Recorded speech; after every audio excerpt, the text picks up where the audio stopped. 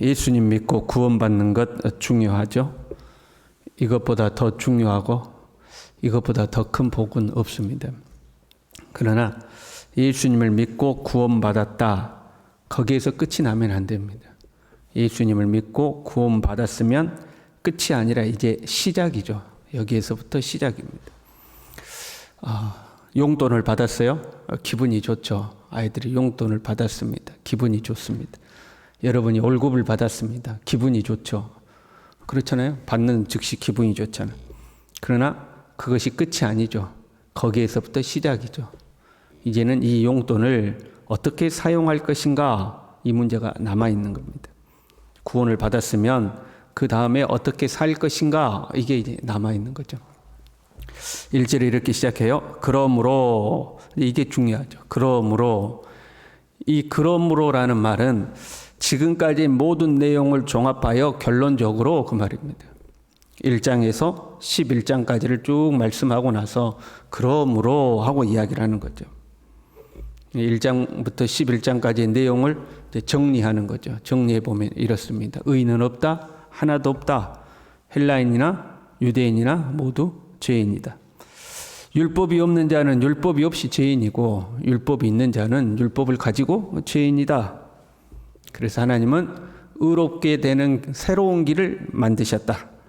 곧 믿음으로 의롭다 함을 받는 길이다. 예수님이 인류의 대표로 죽으시고 살아나셔서 그 예수님을 믿는 자마다 의롭다 함을 받게 하셨다. 그렇게 예수님을 믿는 사람은 더 이상 죄의 종이 아니고 율법 아래 있지 아니하고 하나님의 종이요 하나님의 은혜 아래 놓이게 되었다. 그래서 더 이상 결코 정죄함이 없죠. 생명의 성령의 법이 죄와 사망의 법에서 해방하였다. 그리고 하나님은 그런 우리를 하나님의 자녀요 하나님의 상속자로 삼으셨다. 지금 구원받았으나 우리는 구원의 완성을 향해 가고 있고, 그 구원의 완성에 이를 때까지 성령께서 도와주실 것이다. 그리고 그리스도 예수 안에 있는 하나님의 사랑에서 그 누구도 결코 우리를 끊을 수 없고, 우리는 그 구원의 완성에 도달할 것이다. 지금은 이스라엘이 하나님께 돌아오고 있지 않지만 이방인의 충만한 수가 채워지고 나면 이스라엘도 하나님께로 돌아올 것이다. 거기까지 말했어요. 그러므로 이제 이렇게 된 거죠.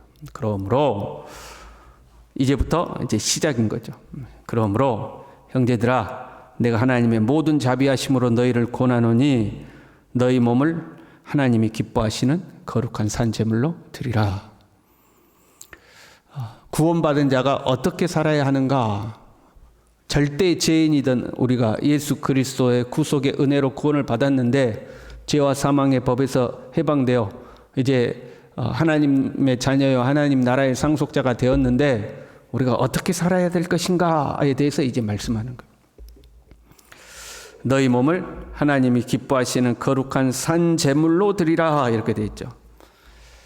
제물을 드리는 것은 유대인들에게 아주 익숙한 겁니다. 사실 우리에게는 낯선 거예요. 제물을 드리는 것은. 우리 민족도 제사를 많이 드렸잖아요. 그런데 우리는 곡물로 제사를 드리는 거죠. 곡물도 그건 생곡물이 아니라 음식을 만들어 가지고 상을 차리잖아요. 음식을 만들어서 상을 차려서 제사를 드렸죠. 그러나 유대인들은 짐승을 잡아서 제사를 드렸어요. 그게 이들에게는 익숙해 있는 거죠. 제사를 드린다, 제물을 드린다는 것은 짐승을 죽여야 합니다. 피를 받아야 합니다. 가죽을 벗겨내야 합니다. 각을 뜨는 겁니다. 그리고 그 모든 것을 불살라서 하나님 앞에 이제 드리는 거죠. 그러니까 너 자신을 제물로 바치라 하면 유대인들은 그게 탁 와닿는 거예요. 너 자신을 제물로 바치라 그럼 어떻게 돼야 돼요? 나를 죽여야 됩니다. 내 가죽을 벗겨야 합니다. 내 몸을 산산히 조각내야 됩니다. 심지어 창자까지 다 끄집어내서 다 깨끗이 씻어야 됩니다. 그리고 하나님 앞에 하나도 남김없이 내 자신을 불살라서 하나님 앞에 드리는 겁니다.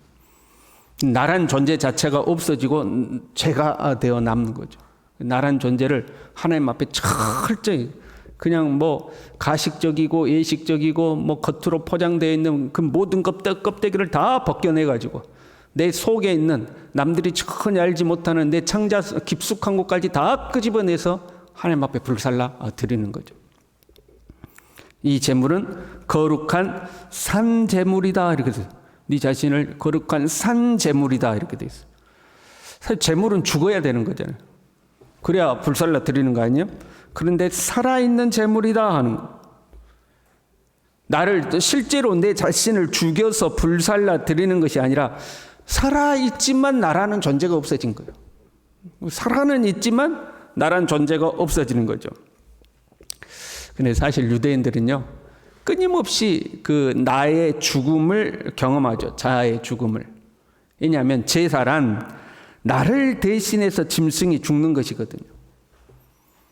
짐승을 잡아 하나님 앞에 드릴 때에 내 자신이 죽어 없어지는 것을 간접적으로 경험한 거. 유대인들은 끊임없이 나의 죽음을 경험하는 거죠. 그런데 살아있는 제물로 드리라고 그러는 거거든요. 단지 죽음을 경험하는 것에서 멈추면 안 된다 이 말이에요. 구약의 제사에서도 죽음은 경험하는 거예요. 짐승을 나를 대신해서 잡을 때 나의 죽음을 경험하는 거죠. 그래서 살아있는 제물이란 죽음에서 멈춘 것이 아니라 거기에서 한 걸음 더 나아가서 내가 주를 위해 사는 것을 말하는 거예요. 내 자아가 죽고 이제부터는 주를 위해 사는 걸 말하는 거죠. 우리가 아이고 내가 죽어야지 나이 들어서 실제로 어르신들이 하는 말 말고요. 어르신들이 아이고 내가 죽어야지 이거 말고 우리가 내 자아가 죽어야지, 내 성질이 죽어야지, 내가 죽어야지 하잖아요. 이것은 중요해요. 그러나 이거는 십자가죠. 내가 죽는 것은 십자가 사건. 그 십자가에서 멈추면 안 되고 부활로 나아가야 됩니다. 내가 죽어야지 해서 내가 주를 위해 살아야지가 돼야 돼요. 내가 주를 위해 살아야지. 그래야 이제 부활로 가는 거죠. 이것이 거룩한 산 제물이 되는 거예요. 살아있는 제물이 되는 거예요. 죽었으나 주를 위해서 사는 존재, 이게 되는 거죠. 그 제물을 거룩한 제물이라고 그래요. 거룩은 우리가 아는 대로 구별되는 거잖아요. 구약과 구별된다는 거예요. 과거에는 죽은 제물이었어요. 죽음에서 끝나는 거예요. 그러나 지금 우리는 살아있는 제물로 가야 돼요. 그게 구별되는 거예요. 죽음에서 끝났다면 우리는 부활로 나아가는 거죠. 주를 위하여 사는 존재가 되는 거죠. 너희 자신을 하나님이 기뻐하시는 거룩한 산 제물로 드리라. 이는 너희가 드릴 영적 예배니라. 이렇게 되어 있어요. 이것이 너희가 하나님 앞에 드릴 영적 예배니라. 근데 이 영적이란 단어가 우리가 평상시에 살아가는 영적이야 그렇게 사용하는 영적이란 단어하고 다른 단어예요. 그래서 영적 예배니라 할 때 이 영적이란 합당한 합리적인 그런 말이에요. 마땅히 우리가 드려야 할 예배다 그런 말이에요. 네 자신을 하나님 앞에 거룩한 산 제물로 드리는 것이 이것이 우리가 마땅히 하나님 앞에 드려야 할 예배다 그런 말이에요. 예배라는 의미도 여기서는요 우리가 생각해야 돼요. 우리가 공동체가 모여서 드리는 예배와 다른 개념이에요. 너희가 드릴 마땅한 예배다 할 때 공동체가 모여서 드리는 그 예배를 대체하는 예배 그 의미가 아니에요. 근데 이 말씀을 잘못 이해해가지고 야 우린 더 이상 모여서 예배 드릴 필요가 없어. 우리가 이 시대에 드려야 될 영적인 예배는 우리의 삶에서 하나님의 뜻대로 사는 거야. 그 예배만으로 충분해. 그렇게 오해하시는 분이 있는데 그 예배와 다른 개념이에요. 우리가 예배라고 하면 그냥 쉽게 생각하면 하나님을 높이는 것을 말하는 거죠. 하나님을 높여드리는 것. 그러니까 너 자신을 거룩한 산 제물로 드리는 삶을 사는 것이 하나님을 높이는 것이다 그런 말이에요. 예수 믿는 사람이라면 이렇게 살아서 마땅히 하나님을 높여야 한다. 네 삶 속에서 마땅히 이렇게 살아야 한다. 마땅히 하나님을 높여야 된다 하는 거예요. 이렇게 사는 것이 마땅하다는 거예요. 여러분 과거에 그런 이야기들이 있었어요. 형편이 정말 어려운 사람들이 피를 팔아서 돈을 이렇게 벌었다는 이야기들이 있죠. 그러면 한번 생각해 봐요. 우리의 자녀가 이 돈이 없어. 용돈이 없어. 그래서 부모가 자신의 피를 팔아서 용돈을 마련해서 자녀에게 줬어요.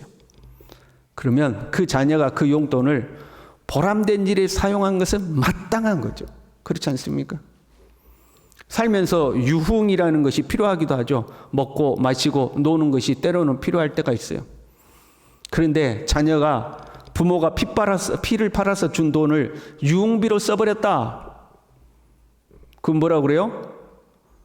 입에서 욕이 나오겠죠. 어이구 그 어쩐 놈하고 욕이 나오겠죠. 그때 그럴 수도 있지. 그럴 사람 있습니까? 그럴 수도 있지. 그냥 먹고 놀 수도 있지. 그럴 사람은 없는 거죠. 그렇잖아요? 우리가 신앙생활 하다가 부족함이 보여요. 어떤 사람이 신앙생활 하다가 부족함이 보면 우리가 그렇게 위로하고 권면하죠. 그럴 수도 있죠. 신앙생활 하다 보면 그럴 수도 있죠. 우리가 그렇게 위로하고 권면하죠. 그러나 한편으로 엄밀하게 생각하면 사실은 그러면 안 되는 거예요. 예수님이 피를 팔아서 우리에게 생명을 주셨잖아요. 예수님이 피 팔아서 우리에게 생명 주셨는데 우리가 그것을 유흥비로 써버리면 안 되는 거거든요. 예수님의 그 피값으로 우리가 구원받았다면 너희 자신을 하나님 앞에 산 제물로 바치는 것이 마땅하다는 거예요. 너희가 그렇게 사는 것이 마땅하다는 거예요. 그렇게 우리 자신을 하나님 앞에 거룩한 산 제물로 드리는 구체적인 두 가지 방법을 이제 기록하고 있어요. 첫 번째는 이 세대를 본받지 말라고, 두 번째는 하나님의 뜻을 분별하라는 거예요. 네 자신을 하나님 앞에 거룩한 산 제물로 드리는 것은 이 세대를 본받아서는 안 된다. 네 자신을 네가 하나님의 뜻을 분별하고 살아야 된다는 거죠. 이 세대를 본받지 말라는 것은요, 이 본받다라는 단어가 뭐뭐가 같은 모양이 되다, 이끌리다, 따르다 그런 거. 그러니까 주변 상황에 따라서 내 자신을 자꾸 바꾸는 걸 말하는 거. 그걸 본받는 거. 세상의 향락, 그리고 우리는 당연히 따르면 안 되죠, 여러분. 세상의 타락한 문화 당연히 따르면 안 되죠. 만약에 우리가 그것을 따라간다면 너무 수준 낮은 거예요. 이 세대를 본받지 말라 할 때 세상 향락 문화를 본받지 말라, 이 정도는 너무 수준 낮은 거예요. 정말 중요한 것은요, 이 시대에 우리가 미처 분별하지 못하는 큰 흐름들, 이것들을 분별하여 따르면 안 된다는 거예요. 우리 시대에는요, 하나님을 거역하는 큰 흐름이 있어요. 그것은 철저한 인본주의와 박애사상. 철저한 인본주의, 박애사상. 다른 말로 하면 사람 중심이죠. 우리가 깜빡 속아 넘어가기 쉽죠. 사람을 사랑하는 거고, 사람을 존중하는 거고. 그러니까 우리가 좋은 거라고 생각하기 쉬워요. 그러나 우리는 사람 중심이 아니고 하나님 중심이에요. 그걸 혼동하면 안 돼. 우리는 사람을 존중하나 사람이 중심이 아니죠. 철저히 우리는 하나님 중심이어야 돼. 이 사람 중심의 어떤 인본주의적 사상이 약자를 중심으로 하고, 그렇잖아요. 힘없는 사람을 중심으로 하고, 나누는 것을 중심으로 하고, 널리 사랑하는 것을 중심으로 하고, 박애를 중심으로 하죠. 그리고 이런 것들이 오늘날 우리에게서는 정의가 되었어요. 약자를 돕는 것이 정의고, 나누는 것이 정의고, 그게 정의가 되어 있죠. 그것이 교회 안에도 들어왔어요. 그래서 교회 안에서도 약자를 돌보는 것이 정의야. 두루두루 나누는 것이 정의가 되어 있죠. 그것이 나쁘다는 것은 아니에요. 다 중요해요. 하나님도 우리에게 사람을 사랑하고 서로 나누고 살라고 명령하셨어요. 그러나 그것이 중심은 아니에요. 그것이 정의도 아니에요. 정의는 하나님의 뜻을 행하는 것. 선한 것은 하나님 뜻 외에는 없는 것. 그래서 철저히 하나님 중심이 돼야 돼요. 자칫 잘못하면 우리 신앙인들도 하나님은 5조 뒤로 두 번째, 세 번째로 밀려나고 사람이 첫 번째가 돼버리기 쉬워요. 사람을 존중하고 사랑하되 우리는 철저히 하나님 중심이 돼야 돼요. 시대를 분별해야 돼요. 이러한 시대적 흐름에 우리가 슬그머니 떠내려 가지 않으려면 하나님의 뜻을 분별해야 돼요. 하나님의 뜻을 분별하는 것은 한 번 분별하는 것이 아니라 끊임없이 분별하라는 거예요. 끊임없이 무엇이 하나님의 뜻이냐, 선하시고 기뻐하시고 온전하신 뜻이 무엇이냐 반복하는 거거든요. 강조하죠. 하나님의 선하시고 기뻐하시고 온전하신 뜻이 무엇이냐.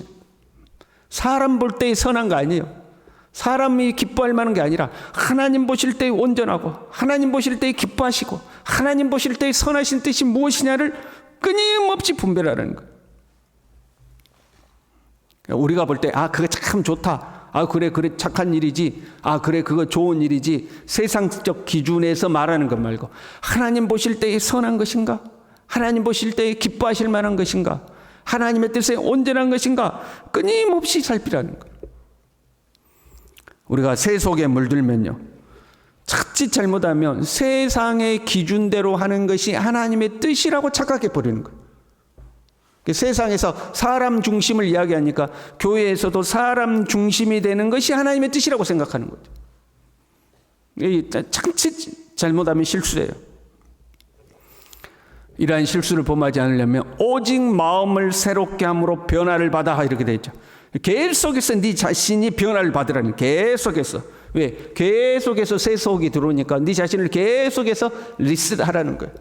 하나님 앞에 가서 네 마음을 다시 세팅을 다시 하고, 다시 리셋하고, 리셋해서 계속해서 네 자신을 변화를 시키라는 거예요. 그래서 사람의 뜻이 아닌 하나님의 뜻, 나는 죽어 뭐가 돼야 돼요? 죄가 되어 없어지는 거죠. 나의 뜻은 죄가 되어 없어지고 다시 주님을 위해서 살아나는 거예요. 주님을 기쁘시게 해드리고, 주님의 온전하신 뜻을 따르고, 주님의 선하신 뜻을 따르는 주를 위한 존재로 다시 살아나는 것, 내 자신을 자꾸 새롭게 하는 거죠. 저와 여러분이 그렇게 살아갈 수 있기를 바랍니다. 기도하겠습니다. 하나님 아버지, 우리가 예수 그리스도 대속의 은혜로 구원받아 죄와 사망의 법에서 성령의 법으로 해방되었으니, 그러므로 이제는 우리 자신을 하나님이 기뻐하시는 거룩한 산 제물로 드리면서 살아갈 수 있도록 하나님 우리 모두를 붙들어 주시옵소서. 이 세상을 본받지 말고 하나님의 선하시고 기뻐하시고 온전하신 뜻이 무엇인지 끊임없이 분별하여서 철저히 하나님 중심으로 하나님을 기쁘시게 해드리는 삶을 살아갈 수 있도록 우리 모두를 붙들어 주시옵소서. 예수님의 이름으로 기도 올리옵나이다. 아멘.